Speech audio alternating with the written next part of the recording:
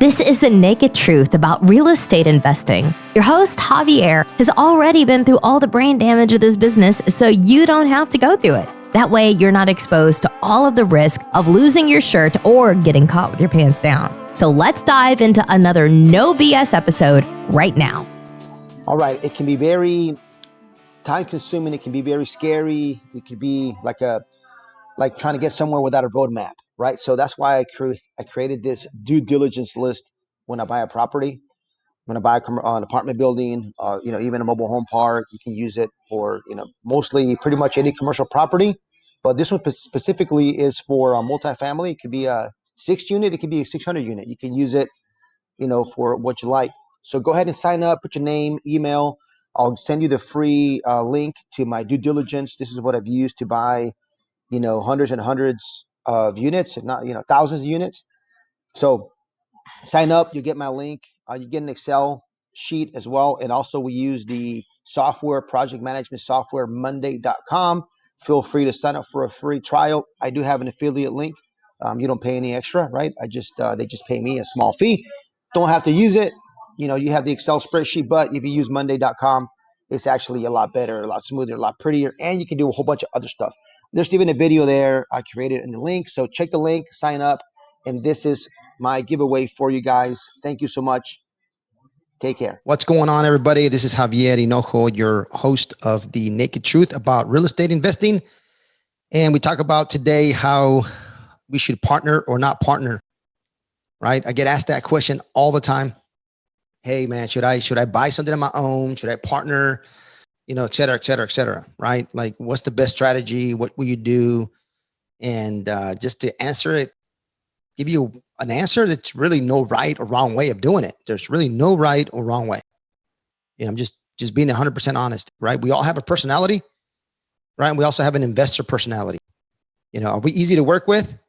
Can we work with others very, very easily, right? How much control do you need? How much are you a micromanager, right? So, I just follow my rule. Number one, right? Don't be an asshole. Nobody wants to work with one. So don't be one of those, because then you'll be doing a lot of deals on your own. That's all I got to say. But I honestly, there's really no right or wrong way, right? You can say, hey, I'm going to go buy a house. Doesn't matter what you're going to buy. It all depends where you're at, financially. So let's just assume that you're doing well financially. You got money in the bank, you're loanable, and you found a deal, right? Let's just take that example. You can go out and buy $1 million property, and you might have to put down $250K, and you got the money. You go out and you buy it. So you got all the risk. Number one. Number two, that's the bad part, right? You get all the risk.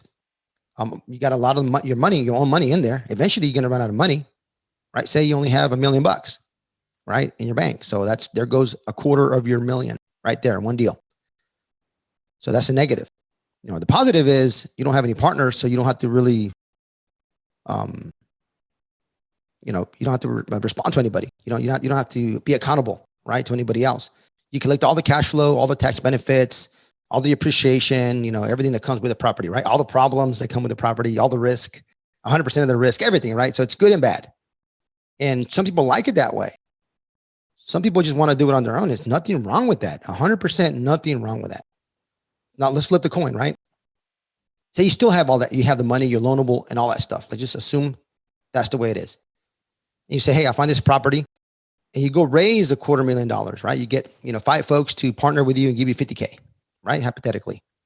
How are you going to split the pie? 50-50, 80-20, 70-30, 1% to 99%. It doesn't really matter how you structure it, right? As long as the returns for your partners make sense for them, right? If they want a 10% cash on cash return average and a 18% total return after they get their money back in 3 years, 5 years, whatever it is, right? There's a million ways to structure it, right? As long as they're happy with the return, you raise the money, you split the returns, you make some of the profit, you get some of the cash flow, you get some of the tax benefits, you get some of the depreciation, you spread the risk, right? Across, 5 or 6 different people and yourself.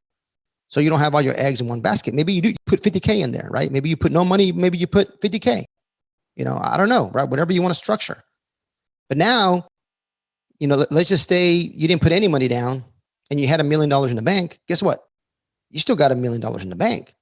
Now you can go buy another property and another property and another. You can buy 10 properties exactly the same and still keep your same $1 million in the bank.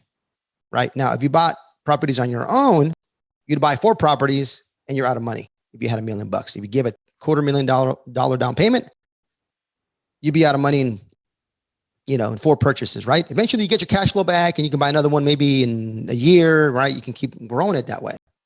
Again, there's no right or wrong way. It just depends what fits your personality. You want to buy a whole bunch? You want to buy a little bit? What's your deal flow?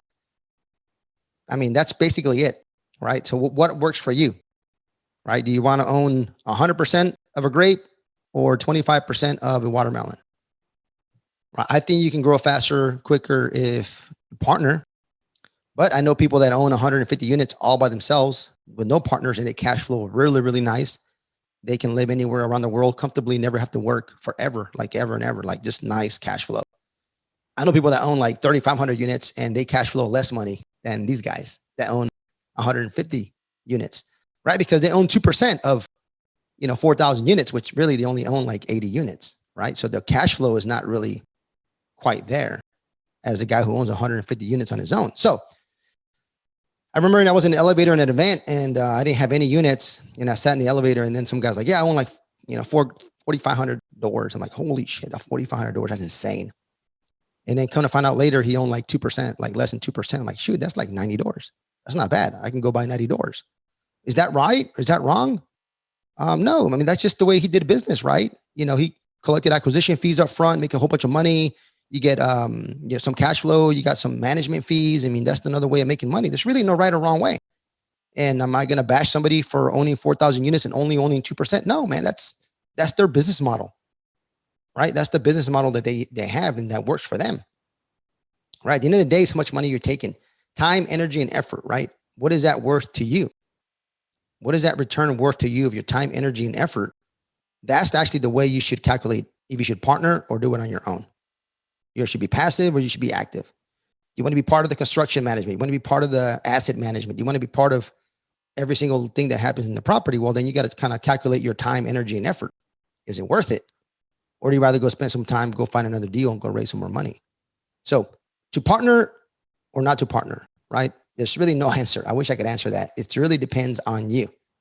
Really depends on you. And we just use a hypothetical situation where you're loanable, you have cash in the bank and all that good stuff, right? Now, if you happen not to be loanable and got no money, then you got no choice, right? You got to do what you got to do. If you find a deal, or maybe you're boots in the ground, or you go sweep the floor and you do the construction, whatever the hell you got to do to be part of the deal, and you might get super small percentage. Nothing wrong with that. You got to start somewhere. So, there's always a way to start. And to partner or not to partner, that's on you. So hopefully this helps somebody out there who's thinking about partnering. And we can talk about partners as well in another episode, what to look for. And I'm going to do that another one. I'm going to do another one here shortly and talk about partners, what to look for. So this is Javier, your host from The Naked Truth About Real Estate Investing. Don't lose your shirt. You're invited to leave an honest written review and share this episode with a friend. Thanks for listening, and we'll see you on the next episode.